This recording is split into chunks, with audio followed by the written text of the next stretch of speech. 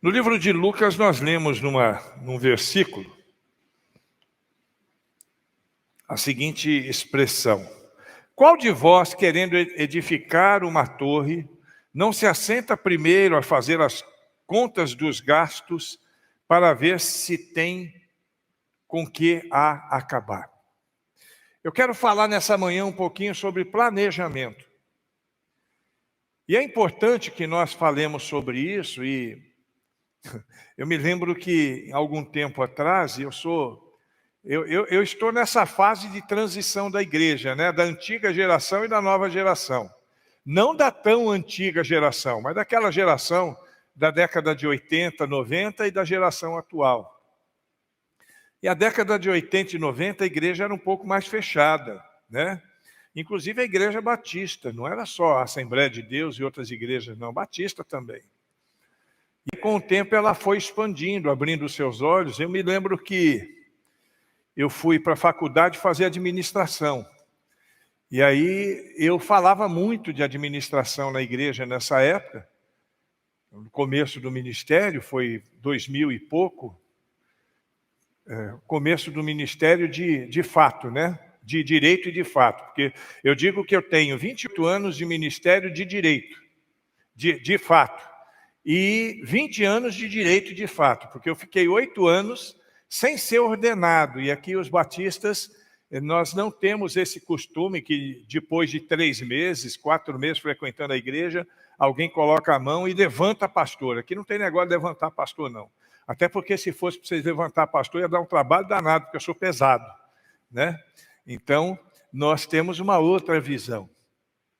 E lá no comecinho da minha caminhada como pastor ordenado, trabalhando conceitos de administração, lendo alguns teóricos sobre administração, inclusive Peter Drucker, né? O Peter Drucker é um grande pensador na área de administração. Comecei a trazer conceitos de administração para a igreja. E algumas pessoas questionavam, não só a mim, mas muitos líderes que estavam fazendo a mesma coisa, dizendo o seguinte: olha, pastor, a igreja não é empresa. Quem tem que ter esses conceitos são empresas, não igrejas. Igrejas trabalham de outro jeito, na dispensação do Espírito Santo, né? Tipo assim, vamos que vamos. Cada dia o seu dia.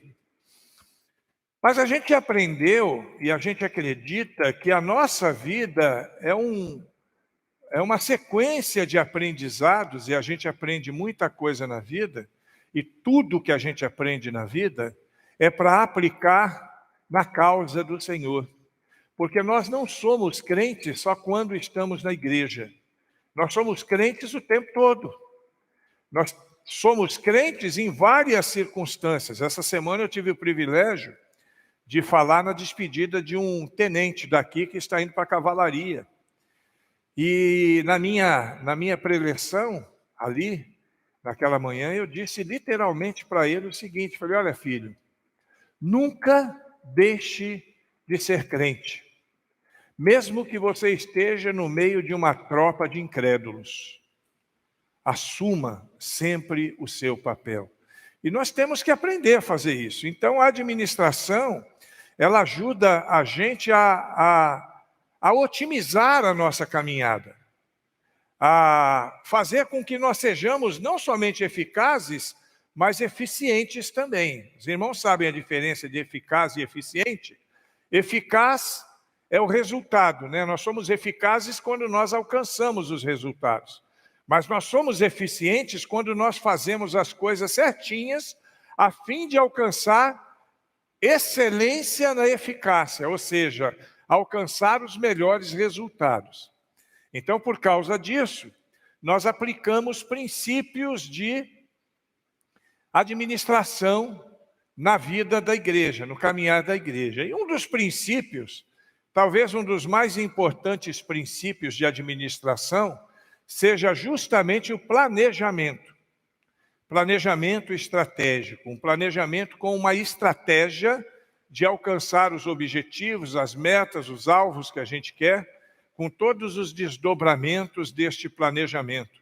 que é a forma como nós fazemos. Nós estamos começando um novo ano, e já as 2 mensagens que eu fiz, desde o início do ano, ou 3, eu não me lembro bem, já falavam a respeito daquilo que nós vamos fazer, aquilo que nós vamos perseguir em 2022. Nós temos alguns alvos, nós temos alguns objetivos de vida, tanto para a igreja como pessoalmente. Você provavelmente já estabeleceu alguns desafios para a sua vida, né? Quem já estabeleceu algum desafio para 2022? Levante a mão. Nós estabelecemos desafios para 2022. Se você não fez isso ainda, você tem que fazer, porque a gente tem que saber para onde vai. Eu tenho que pensar aqui aonde eu quero estar no final do ano, o que eu tenho alcançado e o que eu preciso alcançar ainda. Então, nessa manhã, eu quero falar rapidamente sobre planejamento, agora, não na perspectiva da administração, eu quero falar de forma simples. Quando eu cheguei aqui, teve um dia que eu fiz uma palestra sobre planejamento estratégico. E ali, então, eu fiz com mais detalhes. Hoje não, hoje eu quero falar de forma bem sucinta, bem rápida, para que a gente possa entender. Início do ano, ele traz essas expectativas, né? As resoluções de um ano novo, a lista de pedidos, as metas para o próximo ano, listas de desejos e todas essas coisas. Isso é hábito de todo mundo. Nós fazemos isso sempre. Se você não faz isso, não sei, eu acho que você tem que pensar direitinho, porque nós temos que fazer isso. Eu tenho que... A mudança de ano, a transição de um ano antigo para um ano novo, ele é um divisor de águas, é como se fosse ali naquele momento, um rito de passagem, um ritual de passagem.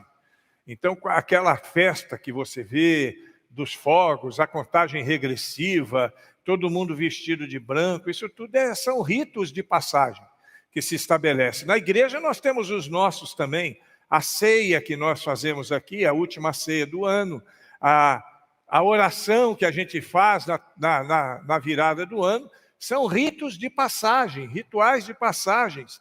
E esses rituais, eles têm o propósito de nos fazer lembrar que nós estamos começando um novo tempo. É uma nova etapa.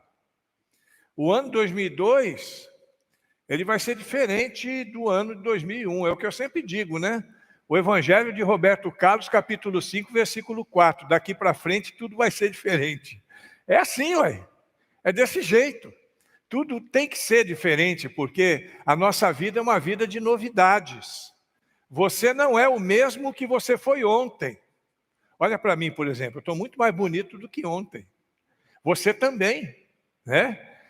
Nós estamos vivendo essas ações acreditando que a nossa vida ela vai mudar a cada dia. E nós perseguimos esse ideal. Agora eu preciso pensar, eu preciso estabelecer algumas metas, eu preciso estabelecer alguns princípios para que eu alcance os meus objetivos.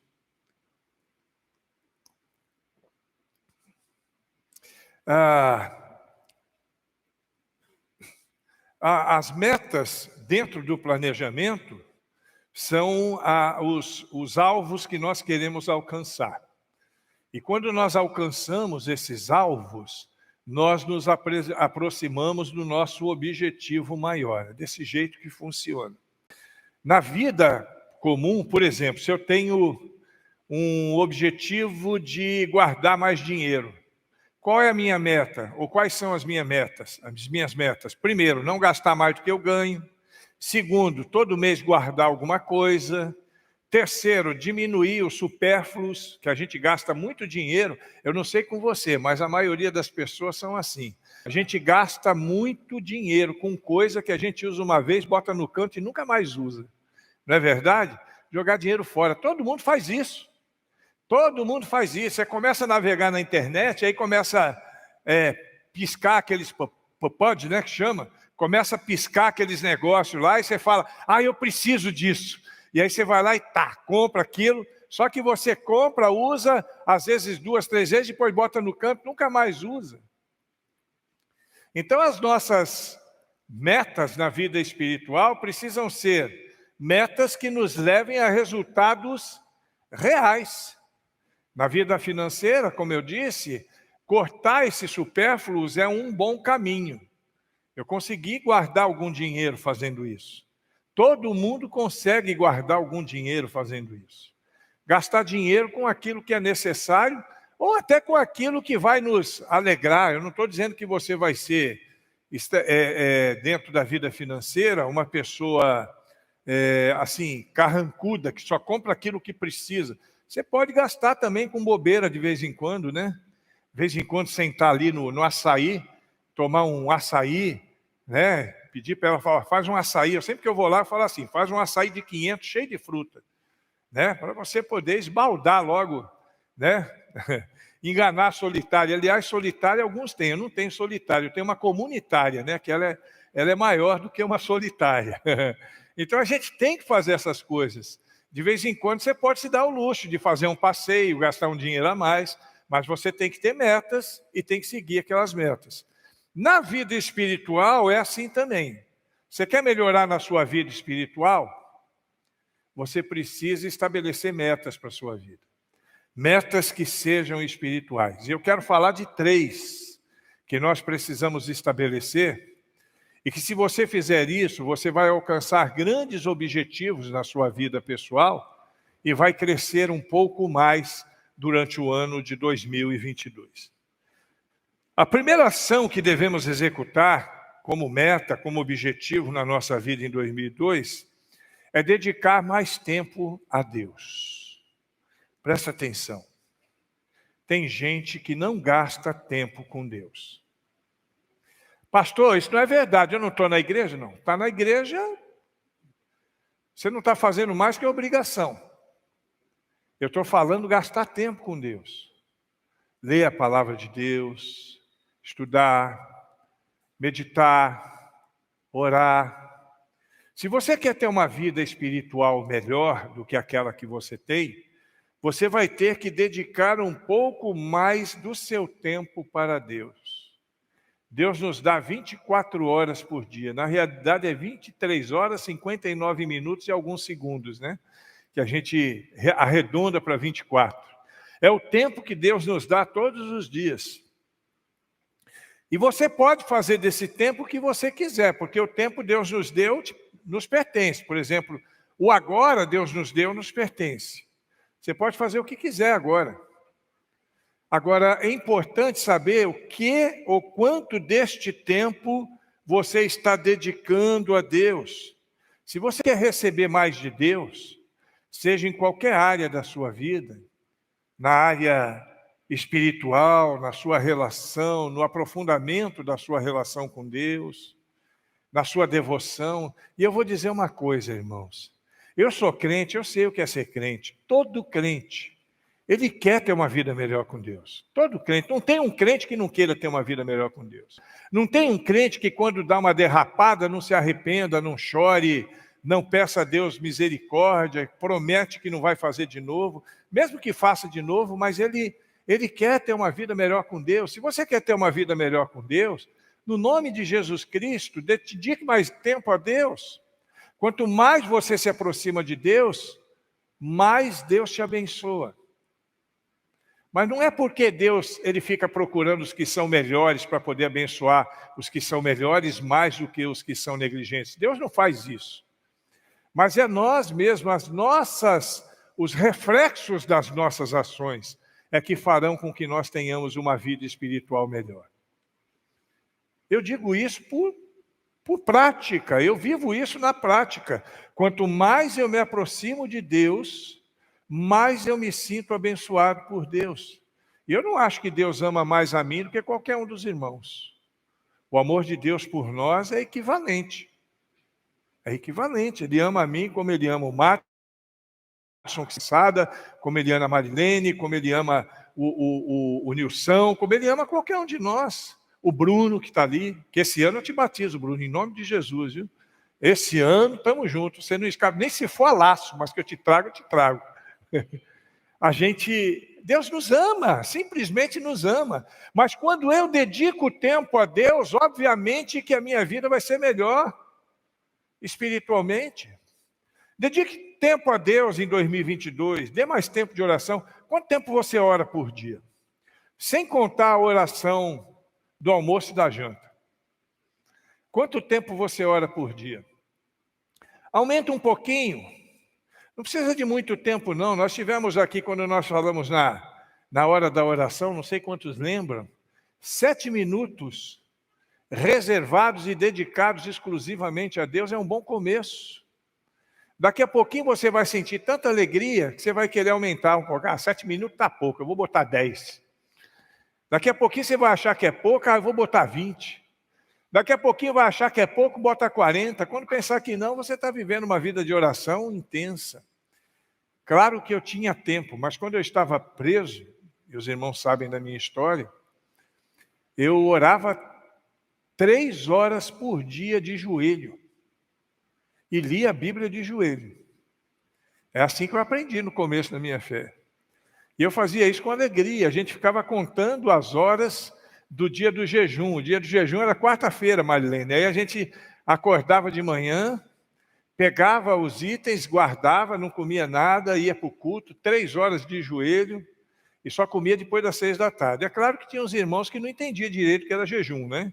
Eles juntavam tudo que eles ganhavam no começo do dia, durante o dia, quando dava 6 horas da tarde, eles comiam tudo de uma vez, né? Tinha uns irmãos que eram assim, mas a gente entende isso. O importante também foi aquele sacrifício que ele fez, não que Deus se agrade em sacrifício, mas a forma como ele se devotava a Deus. Então, gasta tempo com oração, lê a Bíblia, irmãos. Às vezes a gente facilita. Aqui, por exemplo, vocês têm facilidade. Eu estou mandando gravado, você não precisa nem abrir a Bíblia, todo dia uma reflexão. Quem ouve essa reflexão de vez em quando, levante a mão. Quem ouve todo dia, levante a mão. Pois é, não está sendo bom para a nossa vida? Cada dia uma reflexão melhor. Isso é dedicar tempo a Deus. Você está gastando ali entre 3 e 4 minutos, que é o tempo que dura a devocional, com Deus. Gaste um tempinho com Deus. Se a gente for pensar na teoria do princípio do dízimo, de 24 horas, você tem que dedicar mais de 2 horas por dia a Deus, exclusivamente a Deus. É que a conta não é tão simples. Alguns vão falar de 24 é 2 horas e 40, mas não é bem assim, né? Existem umas matemáticas meio estranhas aí, mas com certeza, vamos pensar em 2 horas e 40, pronto. Dedicado a Deus. Para a leitura da Bíblia, para a oração. Estabeleça isso no seu planejamento estratégico, estabeleça isso como uma meta. Ah, pastor, eu não aguento. Porque tem gente que é assim, irmãos. Vou pedir para alguém pegar água para mim, mas eu vou pedir para... pode ser água. Água mesmo, água ali. A Rai trouxe, mas isso aqui não dá nem para... É um bom começo, né, digamos assim.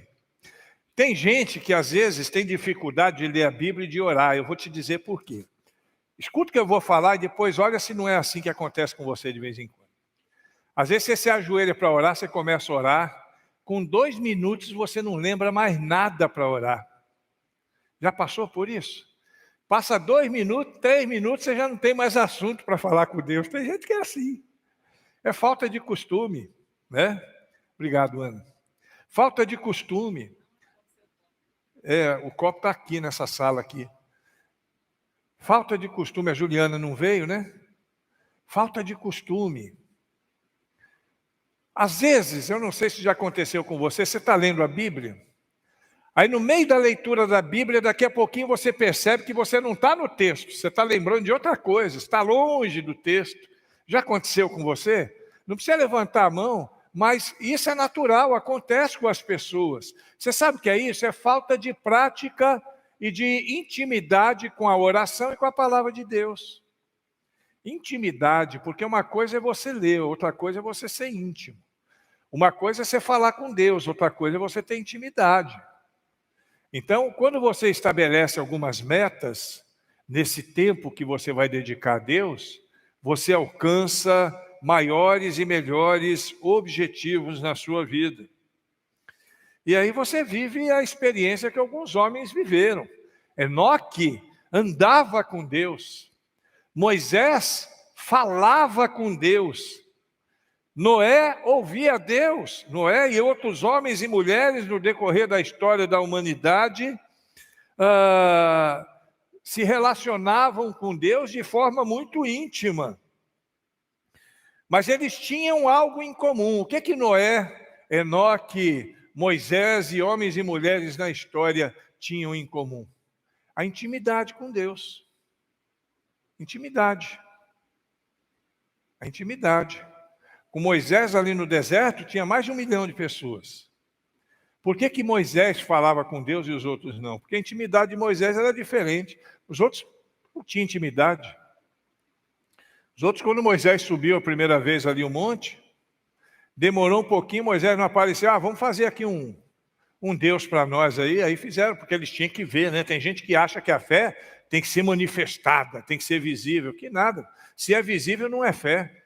É o contrário. A fé é a certeza das coisas que a gente não vê. Então a gente precisa ter intimidade. E para eu ter intimidade, eu tenho que ter prioridade. Eu tenho que saber coisas que são prioritárias para mim no meu tempo, nas 24 horas do dia. Você tem que comer, você não deixa de comer, né? Só o João que deixa de comer, né, João? Come um pouquinho? O João e a irmã dele comem um pouquinho. O pessoal logo ri, né?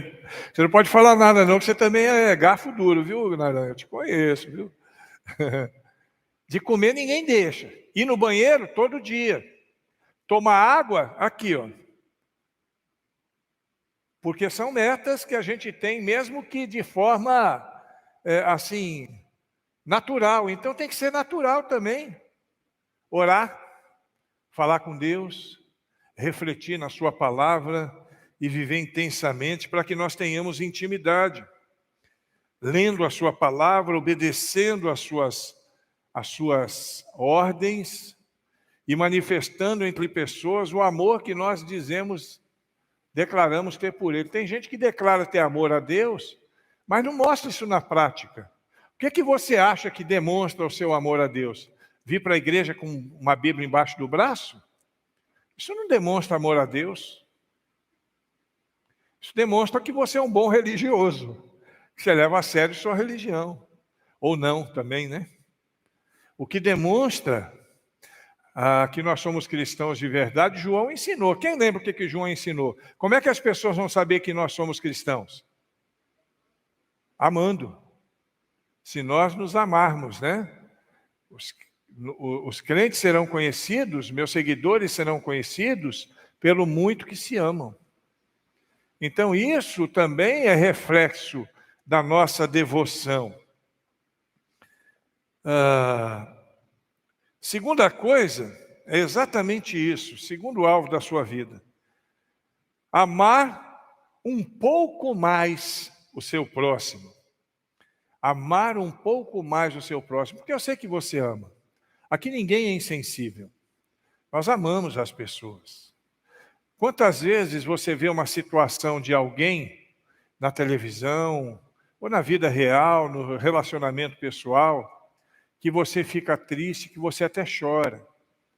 Isso demonstra que você ama. Isso demonstra a sua compaixão. Agora, a gente tem que ter como meta, em 2022, aumentar esse nível de compaixão na nossa vida. Amar mais. Eu poderia ter amado mais, não é assim? Amar mais. Nós temos que amar mais as pessoas. Nós temos que demonstrar esse amor, porque amor também é um verbo, amar, e um verbo significa ação. Eu amo agindo, demonstrando que eu amo. E tem muita coisa que nós podemos fazer. Muitas coisas que nós devemos fazer. Jesus, ele nos mostra isso lá em João capítulo 13, quando ele lava o pé dos discípulos. Olha que situação, Jesus Cristo, Deus encarnado, maior do que tudo, ele é Deus, lavando o pé dos discípulos. inclusive do vacilão do Judas. Amor. Ele não fez isso só para se mostrar, eu quero me mostrar, quero mostrar. Não, ele fez isso porque ele amava de fato, e ele demonstrou o amor quando ele deixou a glória dos céus para vir morar com a gente, viver com a gente aqui, pecadores miseráveis, encardidos que nós somos, né? Lá no Ceará diria alma cebosa que nós somos. Jesus, então, ele veio para poder nos salvar, isso é demonstração de amor. Ele fez isso com o propósito de demonstrar também para os seus seguidores o que é servir os outros. Amar ao próximo vai nos fazer bem. Quando você estabelece uma meta no ano de amar mais, você vai viver bem, porque você vai ser um exemplo para as pessoas. Você precisa ser um exemplo nas conversas, você precisa ser um exemplo na caridade, você precisa ser um exemplo na sua pureza. Sermos puros. Ser puro não é dizer que é sem pecado, ninguém aqui é sem pecado, mas eu vou fugir do pecado. Fugir do pecado. Me esconder dele, atrás de Cristo. É isso. Eu tenho que demonstrar com a minha vida o amor que eu tenho ao próximo e o amor que eu tenho a Deus. Quando perguntaram para Jesus sobre qual o mandamento mais importante, ele falou isso, amar a Deus sobre todas as coisas e ao próximo como a si mesmo. Os dois se resumem, quer dizer, os três, né? Porque amar a Deus, amar ao próximo e amar a si mesmo. Os três se resumem, inclusive o amor a Deus, nas ações, nas boas práticas que nós vamos demonstrar pelos nossos amigos, pelos nossos irmãos. Não adianta você dizer que você ama a Deus se você não faz nada pelo próximo. Irmão, a Bíblia diz que é mentira. Você dizer que ama a Deus e não amar o seu próximo, isso é mentira, isso é caô, isso é conversa fiada. Isso é conversa jogada fora, isso é um 7-1. Mentira. Se você ama a Deus, você tem que amar o próximo, porque se você não ama, se você diz que se você não ama a pessoa que você pode ver que está na sua frente, como é que você vai dizer que você ama um Deus que você nunca viu na sua vida? Isso é balela, isso é conversa fiada.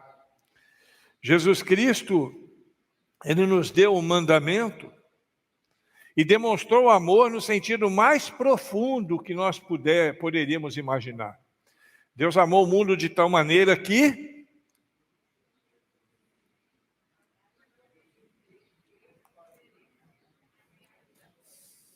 Ele deu a própria vida. Ele veio nos dar a vida, nos dar vida em abundância, nos transformar.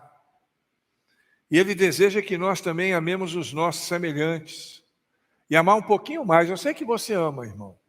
Mas amar um pouquinho mais, tenha isso como meta no ano que vem. Seja gentil com as pessoas. Ame a comunidade. Tem gente que... Eu já tive problema em igreja por causa disso. Gente que fala, não, pastor, os domésticos da fé. Tudo bem, os domésticos da fé. Claro que eu vou priorizar os irmãos da minha igreja e de outras igrejas, mas o irmão da minha igreja não é melhor do que quem está lá fora, não, irmão. Por que eu priorizo ele? Porque ele está mais próximo. Porque ele é da minha família espiritual, mas eu não posso deixar de fazer pelo que está lá fora. Você entende isso, irmão? Dá para entender? Vamos ter essa meta também. E a terceira meta tem a ver com as outras duas, que é estabelecer paixão pelas almas. Eu não gosto muito de usar esse termo, mas quando eu falo paixão pelas almas, eu já não estou me referindo àquele amor que é manifestado em cesta básica, em colchão, em abraço. Eu estou falando da pessoa como alguém que jaz no maligno, que está condenado, porque todo mundo é pecador e carece, destituído de estar da glória de Deus. Você só não vai para o inferno, irmãos, não é porque você é bonzinho, não. Você só não vai para o inferno porque você submeteu sua vida a Jesus Cristo. Só por causa disso. Jesus Cristo, naquele dia bonito, na hora que a Heloísa chegar lá, Deus olhar para a Heloísa assim, né? E aí, Heloísa, imagina passando um vídeo da sua vida. Essa foi sua vida. Passando, né? Aí Jesus vai olhar para você e vai dizer assim: pode entrar, minha filha, você é minha.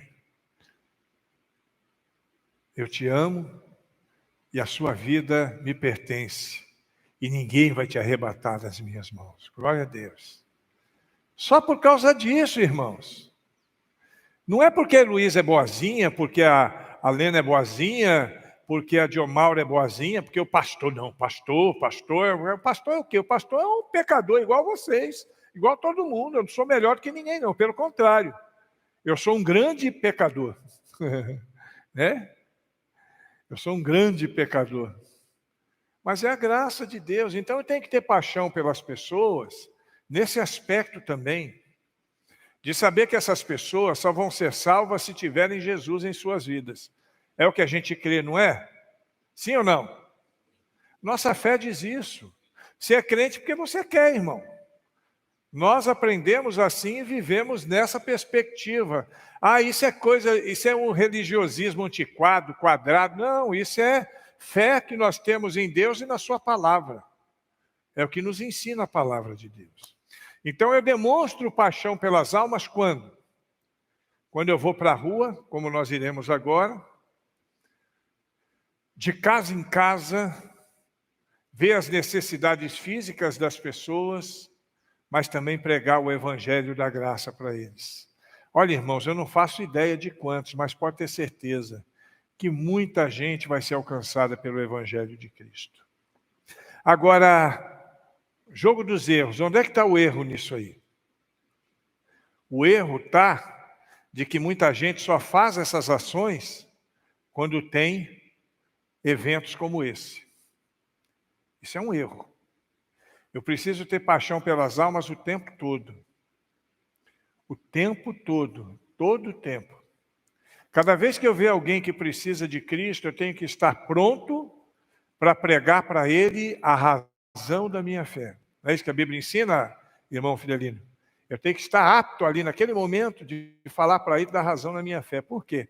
Porque quando eu falo da razão da minha fé, ele é alcançado com a palavra de Deus. E a fé vem pela palavra de Deus. E a palavra de Deus, quando impacta o coração de alguém, ela transforma. Jesus é tremendo. Ele, lá no livro de João, a gente vê no primeiro milagre de Jesus Cristo, ele transformou água em vinho na frente de todo mundo. Mais do que transformar água em vinho, Jesus transforma vidas, como transformou a minha e a sua. A minha e a sua. Você vê o Ua ali, ó, um homem de Deus, né, firmão, mas só Deus sabe como o Ua era antes do encontro com Cristo, né, Ua? Só Deus sabe. É assim. Então eu tenho paixão pelas pessoas quando eu me empenho em pregar o evangelho de Cristo. Estabeleça uma meta para a sua vida. Eu não vou perguntar. Mas se eu perguntasse aqui quantas pessoas você trouxe para Cristo no ano de 2021, nós ficaríamos surpresos. Tem gente que não traz ninguém para Cristo há 5 anos, há 10 anos. Tem gente que está na vida cristã e nunca trouxe ninguém para Cristo. Você sabe o que é isso? Sabe o que é isso? Porque não tem isso como meta na vida, não tem isso como alvo. O Matson batizou agora. E ele já está dando bom testemunho. Eu ouvi um testemunho a seu respeito essa semana, Matson, falando com uma pessoa não crente. E essa pessoa disse para mim: eu estou impressionado com o que Deus está fazendo na vida do Matson. Olha que coisa bonita. Que coisa bonita, não é? É isso. Às vezes a gente prega sem palavras.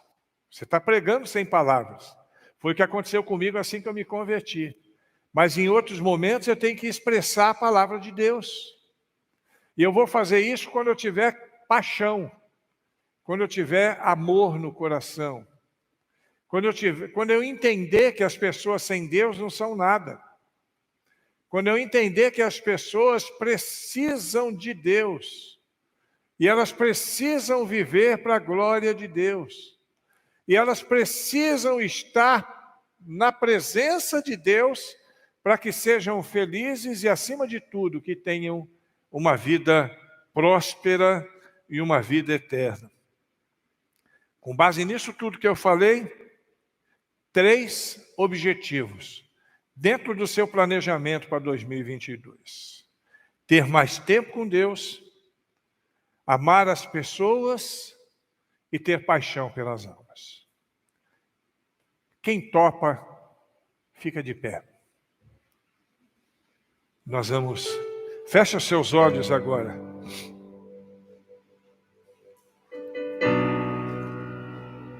Você percebeu que não é nada difícil? Amar mais a Deus, dar mais tempo a Deus, amar as pessoas e ter paixão pelas almas, isso aí é nossa obrigação, irmãos. Não tem dificuldade nisso. Mas eu quero que você feche os seus olhos agora, olhe para dentro da sua vida e pense aí, o que é que você precisa fazer para alcançar esses objetivos? Feche os olhos agora, em nome de Jesus. Olha para dentro de si, já comece a pensar quais seriam as ações dentro do seu planejamento 2022 que você faria. Pastor, eu vou aumentar o meu tempo de oração em 10 minutos. Glória a Deus. Pastor, eu vou ler um capítulo da Bíblia, ou 2 capítulos da Bíblia por dia. Aleluia. Pastor, eu vou sair na rua para poder abraçar pessoas e dizer para elas que Jesus os ama. E também ver suas necessidades e suprir suas necessidades na medida do possível. Glória a Deus. Mas se você não estabelecer essas coisas como meta, você não vai fazer. Se você não tem um objetivo, se você não sabe para onde vai, você não chega em lugar algum. Estabeleça isso na tua vida. É isso que nós queremos desafiar você nessa manhã linda de domingo.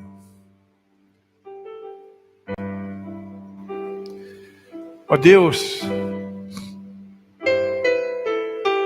o Senhor nos orienta todos os dias. Tudo que precisamos fazer é seguir as tuas orientações. O Senhor usa a nossa vida para nos orientar, porque o Senhor orienta, inclusive a mim que estou aqui falando.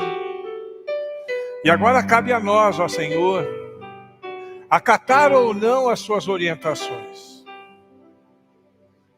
Da mesma forma que planejamos a nossa vida secular, queremos planejar a nossa vida espiritual. Da mesma forma que decidimos fazer ajustes no nosso dia a dia, na vida financeira, no nosso casamento, na escola, no trabalho, nós também queremos fazer ajustes na nossa vida espiritual. Abençoa-nos, ó Deus, e ajuda-nos a crescer um pouco mais, que esse ano 2022 seja um ano de crescimento para a nossa vida.